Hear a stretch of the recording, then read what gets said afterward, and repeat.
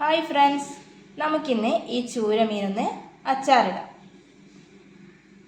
ഇതിലേക്ക് 1 സ്പൂൺ മുളക് പൊടി ചേർക്കാം, 1 ടീസ്പൂൺ മഞ്ഞൾപ്പൊടി ചേർക്കാം, ആവശ്യത്തിനുള്ള ഉപ്പും. ഇത് നന്നായിട്ടൊന്ന് മിക്സ് ചെയ്ത് വയ്ക്കാം. ഇനി ഇത് ഫ്രിഡ്ജിൽ കുറച്ച് നേരം റെസ്റ്റ് ചെയ്യാൻ വെക്കാം. ഈ ചൂരി ഒന്ന് ഫ്രൈ ചെയ്തെടുക്കാം. അതിനുവേണ്ടി നല്ലെണ്ണ ഒഴിക്കാം.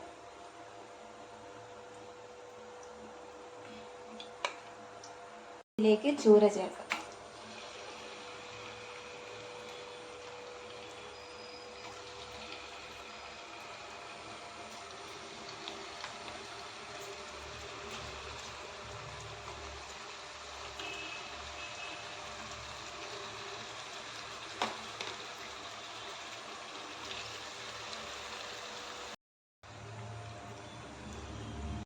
ഇത് ഓരോന്നായിട്ട് തിരിച്ചിടാം.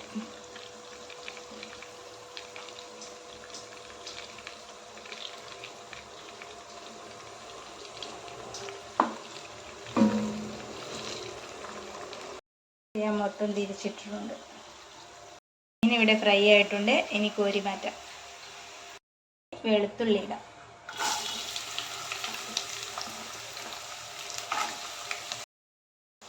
ഇനി ചെറുതായി കട്ട് ചെയ്ത ഇഞ്ചി ചേർക്കാം.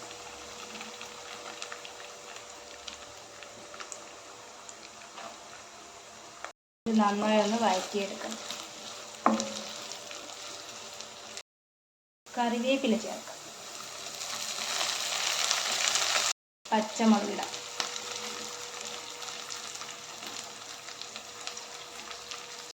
ഇത് നന്നായി ഒന്ന് വഴറ്റിയെടുത്തിട്ടുണ്ട്.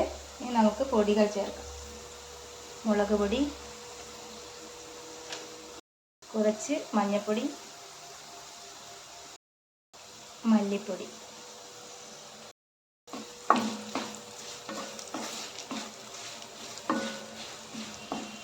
കുറച്ച് കുരുമുളക് പൊടി,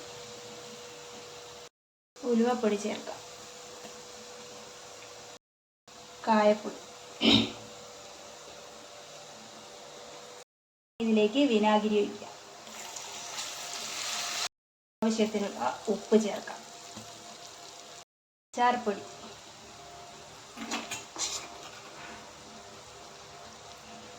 ഫ്രൈ ചെയ്ത ചൂര ചേർക്കാം. ഇതിലേക്ക് കുറച്ച് വെള്ളം ചേർക്കാം. ഇതിലേക്ക് കുറച്ചും കൂടി വെള്ളം ചേർക്കുന്നുണ്ട്.